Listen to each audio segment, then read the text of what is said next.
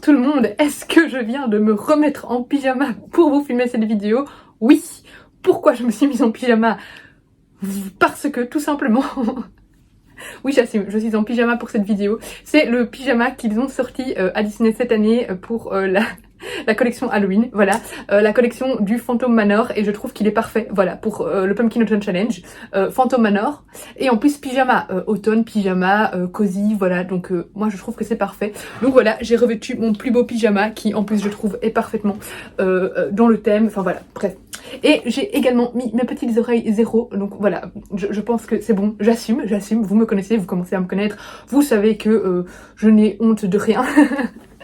Donc voilà, et j'ai mis mon petit décor de Halloween derrière, vous ne verrez pas mais il y a la petite illustration de Gimose. Bref, tout ça pour dire que le Pumpkin Autumn Challenge commence. Ça y est, Gimose a filmé, enfin a posté sa vidéo à 9h et là il est 10h30, ma palle est prête et je suis prête à la filmer, je suis surexcitée, j'ai hâte de commencer les livres, je commencerai je pense dès demain le challenge, donc autant dire que l'excitation est à son maximum.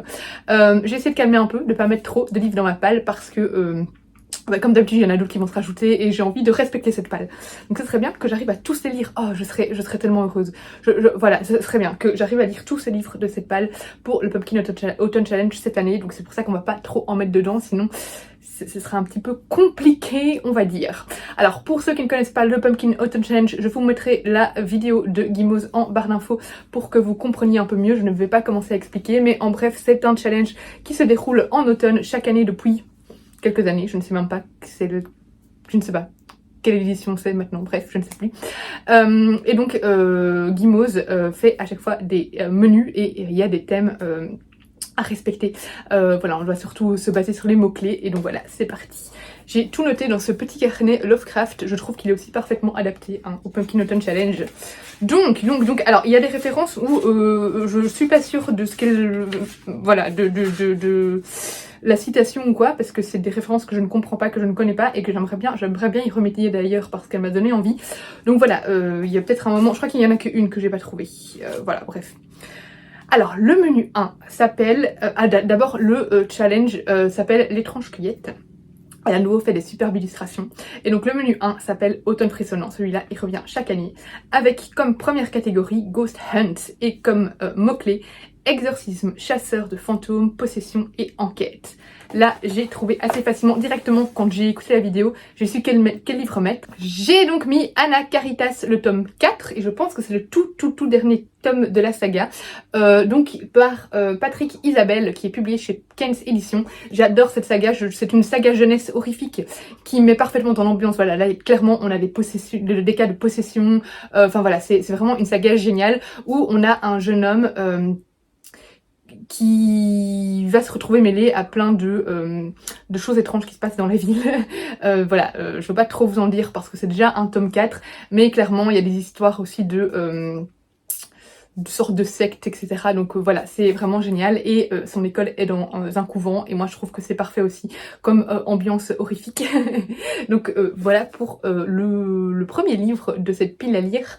Je ne vais pas vous faire un résumé à chaque fois parce que sinon ça va durer des heures. Et j'ai mis aussi dans cette catégorie parce que il y a donc le mot-clé enquête.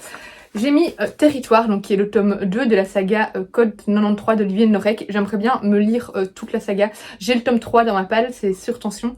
Et il faudrait que je m'achète le tome 4. Donc voilà, si je peux tous les mettre dans le Pumpkin Autumn Challenge, ça serait génial. Ils sont tout petits en plus. Mais voilà, si j'arrive déjà à lire le tome 2, je serai très contente. Pour la deuxième catégorie, j'ai vraiment pas eu du mal parce que la deuxième catégorie s'appelle Le Portrait du mal d'après le livre du même nom. Et j'ai... je vais te faire tomber. J'ai ce livre là dans ma palle depuis bien au moins 2 ans. Je crois, je sais plus, il est sorti quand en poche hein, évidemment, je parle pas de la première édition. Je ne sais pas. Si là ils mettent 2010 pour la traduction, mais l'édition 2021. Donc voilà, c'est pas 2 ans, c'est 1 an. Mais du coup voilà, il est dans ma palle, je ne le sors pas et je crois que je l'avais déjà mis dans ma palle du Pumpkin Autumn Challenge de l'année passée. Mais là voilà, c'est parfait et si je veux valider la catégorie, je n'ai mis que celui-là dedans, du coup je suis obligée de le lire. Donc voilà, le portrait du mal de Graham Masterton qui apparemment d'après Gimose est très effrayant et donc voilà, j'ai vraiment très envie de le découvrir. La troisième et dernière catégorie de ce menu s'appelle les Sakuma Drops, je crois que c'est ça, qui sont des bonbons au milieu des lucioles, avec comme mot-clé historique, drame, biographie, mémoire, frères et sœurs. Le premier livre qui m'est venu, voilà, ça c'est un livre que j'avais déjà mis clairement dans les livres que je voulais lire pour le Pumpkin Autumn Challenge. Quand j'ai vu frères et sœurs, je me suis dit yes, ce sera la bonne catégorie. Et donc j'ai mis La Tour et l'écrou d'Henry James, qui est donc un classique, et celui-là j'ai pris donc l'édition qui est aux éditions du Chat Noir. Pour ceux qui ont vu The Haunting of Bly Manor, je crois que c'est cela, c'est Haunting of Hill House la saison 1 et Bly Manor la saison 2. La saison 2 elle est inspirée du coup de La Tour d'écrou de Henry James, et du coup on a deux frères et sœurs dans cette histoire qui sont assez glauques, vraiment assez, ils font peur, et il y a une babysitter on va dire qui va arriver pour s'occuper de ce frère et cette sœur dans une sublime demeure. Alors là je vous fais le résumé de Bly Manor, hein. Je sais pas, normalement ça sera plus ou moins la même chose ici. Et en fait, on va vite voir que cette demeure est hantée et que ce frère et cette sœur sont assez étranges. Et j'y ai mis également Les Inadoptables de Hannah Took. C'est Claire de Shujeli qui m'a donné envie de l'acheter. Je l'ai acheté récemment dans cette superbe édition en VO. Hop, je vous dis Les Inadoptables, je sais pas si c'est le livre en français, mais donc voilà, en dessous c'est comme ça, c'est juste magnifique. En tout cas c'est le titre en anglais, de Unadoptables, pardon. Et voilà, il me donne fort envie, et dans cette histoire-là, on va suivre des orphelins qui ont été abandonnés tout bébés et qui vont former un groupe entre eux et donc devenir entre eux frères et sœurs. Personne ne veut les adopter, c'est pour ça qu'on dit qu'ils sont inadoptables. Jusqu'au jour où un étrange monsieur, qu'est-ce qu'il disait dans le résumé, un gentleman sinistre apparaît et menace de les séparer. Donc voilà, ça a l'air vraiment génial, et c'est une petite saga jeunesse qui, je trouve, rentre bien dans la saison. Pour le menu 2, Automne de l'étrange, qui est donc le menu vraiment phare de cette année. La première catégorie s'appelle Les mystérieux habitants de Pottsfield, encore une référence que je dois aller chercher, où on a comme mot-clé Autumn Halloween Samhain.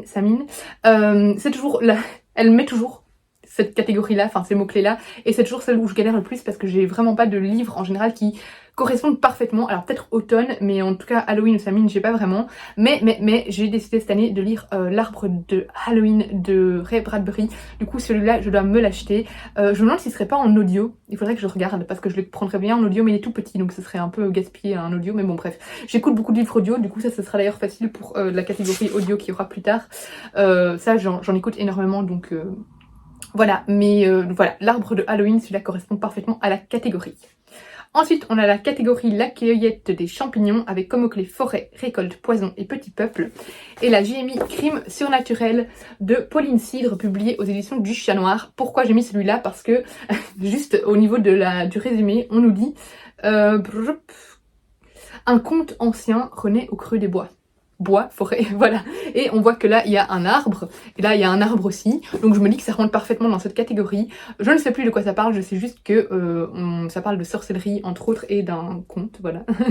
On nous donne comme mots-clés, le Chat Noir donne souvent des mots-clés, sorcière, enquête et démonologie. Donc voilà, je trouve qu'il rentre bien dans cette catégorie. Pour la troisième catégorie, et non pas dernière, il y en a 4. Troisième catégorie de ce menu, c'est In the Dark I Hear a Call. C'est fantaisie, ambivalence, quête, duplicité, pouvoir, obscurité, destinée, loyauté, mauvaise influence. J'ai acheté récemment Galant de V.E. Schwab et je trouvais qu'il rentrait bien dans ce menu. Je ne sais plus pourquoi. Pourquoi est-ce que j'ai mis dans ce menu-là? Fantasy, ouais, parce qu'il y a un peu de... c'est du fantastique, hein, je crois qu'il y a dedans. Bon voilà, si on prend fantasy au sens large, dans le sens américain, enfin anglais, ça rentre dedans.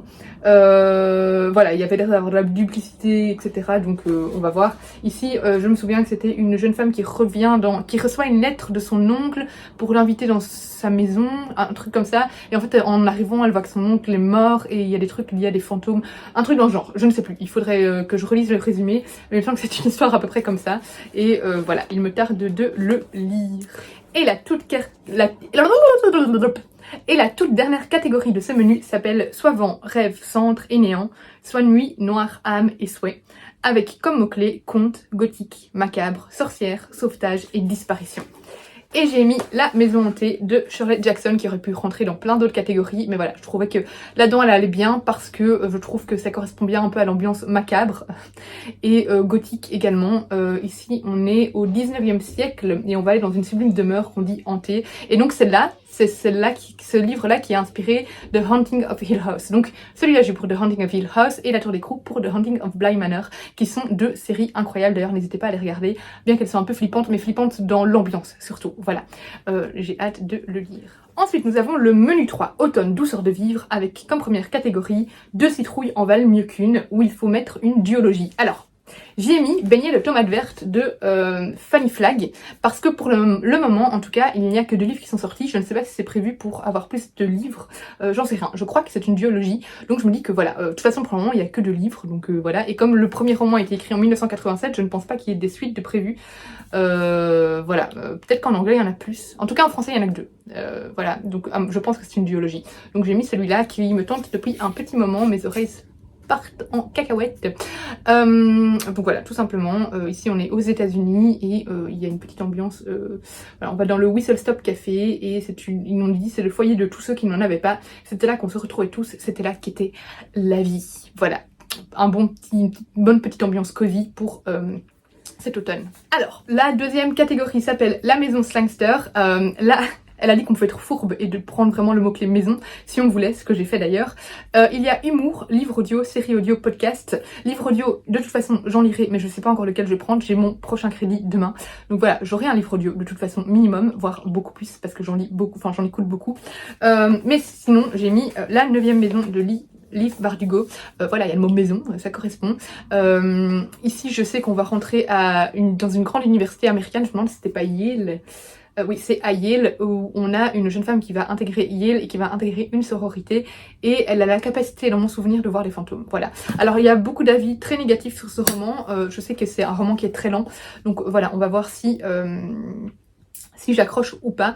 J'ai vu qu'il était disponible en audio en anglais, donc voilà, je verrai bien si c'est celui-là que je prends ou pas. En version audio, mais il est dans ma palle depuis très longtemps, depuis sa sortie, donc il serait temps que je le lise également. La troisième catégorie se nomme Il n'y a jamais trop d'épices dans ma pumpkin pie, avec comme mot-clé nourriture, enfance, famille, transmission, plaisir non coupable. Et j'ai mis le roman parfait pour la catégorie Meurtre et cupcake au caramel de Joanne Fluke, parce qu'il faut vraiment que je sois à jour, puisqu'il y a le tome 5, c'est le tome 5 qui va sortir. Non, le tome 6. C'est déjà le tome 5 celui-là. Oh, c'est déjà le tome 5. Il y a le tome 6 qui va sortir pour je ne sais pas quand. Mais en tout cas c'est un tome vraiment Noël vu la couverture et du coup je veux lire celui-là avant. Et je trouvais que celui-là il correspondait bien à la série, à la saison automnale parce qu'il est orange. Je ne sais pas du tout ce qui se passe en automne. Mais pour moi voilà. Je trouve qu'il est parfait. Et alors évidemment c'est gourmand par excellence. Donc ça correspond très bien au mot-clé nourriture. Et la quatrième catégorie de ce menu s'appelle Chante-moi une chanson Sassenach, avec comme mots-clés mythes et légendes, voyage dans le temps, magie, dépaysement. Pour mythes et légendes, ça a été très facile. J'ai mis le tome 3 et le tome final d'ailleurs de la saga d'Alison Germain, donc Lily Bookin. Donc la marque de Chronos, clairement là au niveau mythologie, on peut pas faire mieux. Je vais pas vous faire un résumé parce que alors ça fait tellement longtemps que j'ai lu le tome 1 et le tome 2, que c'est un peu flou dans ma tête, il va falloir que je lise des résumés spoilants, j'espère que Marilyn en a fait, donc ce Mary's Books, sinon il va falloir que je la menace. Mais clairement ça parle de mythologie, on a des dieux grecs, etc. Donc ça correspond parfaitement. Et j'ai mis le dresseur de pierre qui est une grosse brique que j'ai reçue des éditions Kiwi et il serait temps que je le sorte de ma page. Je ne le sors pas parce qu'il fait... en fait il est pas si grand que ça. Il fait 460 pages, mais il paraît énorme. Mais en fait, il est pas si gros. Donc voilà, il faut que je le sorte de ma palle parce qu'ils me l'ont envoyé et donc il faut que je le lise. Et là, je sais que on nous parle de... Enfin, le titre déjà, c'est Les Portes du Temps. Et on nous emmène en France au XVIIIe siècle. Voilà, ça, je ne me souviens plus exactement du résumé, mais voilà, on y parle de menhir. On trouve un étrange menhir. Et du coup le personnage qui le trouve va se remémorer ses vies antérieures et du coup ça a l'air trop bien. Je me souviens maintenant du résumé, quand il me l'avait donné ça me tentait énormément. Dans ses vies antérieures il a été combattant écossais, noble égyptien, druide néolithique ou encore alchimiste vénitien pardon. Et du coup il est persuadé que ces nouveaux pouvoirs lui permettront de retrouver son épouse disparue. Et du coup il part dans un périple, dans une quête pour retrouver son épouse disparue. Ça a l'air d'être incroyable. Et on arrive déjà au tout dernier menu, le menu automne rayonnant. Donc c'est un menu qui change de titre cette année, avec comme première catégorie We're All Born Naked and the Rest is Drag, avec comme mots-clés LGBTQI+, amour de soi, diversité et inclusivité. J'y ai mis, j'ai pas cherché très longtemps, j'ai celui-là dans ma palle, Blackout à New York, et vu les autrices, notamment Angie Thomas, je pense que il va y avoir de la diversité dans ce roman-là. Est-ce qu'il y a du LGBTQI+, je ne sais pas, mais de la diversité c'est sûr et certain. Avec ces autrices-là, c'est sûr. Je n'ai aucune hésitation, et donc voilà, c'est un... Je sais pas si c'est un recueil de nouvelles ou juste un roman assez... C'est une romance chorale, voilà, qui réunit des héros noirs de toutes les formes d'amour, voilà, toutes les formes d'amour. Donc il y aura du LGBTQI+, dans la ville des rêves de New York, j'y arrive pas aujourd'hui. Donc ici je sais qu'on est à New York et il va y avoir un blackout, et donc il y a des personnages qui vont se rencontrer durant ce blackout, et ça a l'air génial. Je pensais que c'était des nouvelles, mais non, c'est clairement un roman choral, donc je sens que ça va être top. La deuxième catégorie se nomme You Cannot Eat the Money, avec comme mots-clés écologie, post-apo, anticipation et SF. Alors là, je l'ai pas encore sous la main, je devrais le recevoir aujourd'hui ou demain. J'ai l'autrice Julie de Lestrange. Vous avez sûrement entendu parler d'elle avec son roman, sa saga d'ailleurs, La Nouvelle Arche, parce que Build Up en avait pas mal parlé à l'époque, et moi je l'ai dans ma wishlist depuis des années. Et en fait là, il y a ce roman qui va sortir en format poche, c'est la trilogie, il me semble, hein, que c'est la trilogie vraiment en un livre. Et du coup l'autrice m'a contactée pour me l'envoyer, donc voilà, j'attends de le recevoir. Normalement je devrais le recevoir en début de semaine, et là clairement c'est de la science-fiction. Je vous en parlerai quand je lirai parce que le résumé est un peu flou dans ma tête. Et j'ai mis également Journal intime d'un dieu omniscient d'Adrien Mangold, publié aux éditions Homme sans nom, parce que là il me semble qu'on parle d'écologie dans mon souvenir, et voilà, c'est de la fantasy si c'est pas de la science-fiction. Je pense que c'est de la fantasy, je ne sais plus, oui c'est de la fantasy, mais voilà, il me semble qu'il y a le thème de l'écologie, donc normalement il devrait rentrer dans cette catégorie, et au pire je le glisserai dans la catégorie fantasy. Et enfin, la toute dernière catégorie de ce challenge. Les oreilles auront tenu tout le long, mais franchement c'était limite, hein. Le don des... Ah oui, c'est celui-là où j'ai pas le don des... Et c'est inspiré de la série Goodwitch, mais j'ai jamais vu Goodwitch, donc voilà, je n'ai pas très bien compris ce qu'elle a dit, et du coup j'ai pas, et vu qu'il n'y a pas encore les petits templates, ben j'ai pas, bref, le don des, et c'est lié à Goodwitch, avec comme mot-clé bienveillance, amour, aider son prochain, guide, sororité, relation, guérison. Et là j'ai mis un livre que ma maman m'a prêté depuis longtemps, et à chaque fois qu'elle vient elle me dit « celui-là tu dois le lire, hein !» Du coup je vais les lire, maman.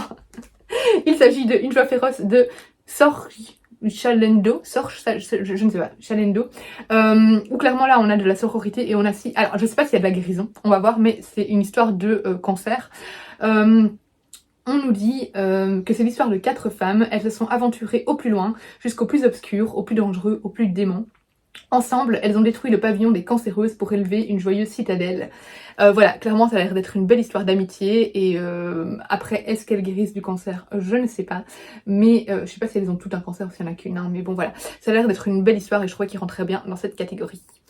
Et voilà, c'est tout pour ma palle du Pumpkin Autumn Challenge, plus qu'à commencer. N'hésitez pas à me dire si vous avez des livres en commun, si vous avez déjà lu certains de ces romans, ou si certains vous donnent envie.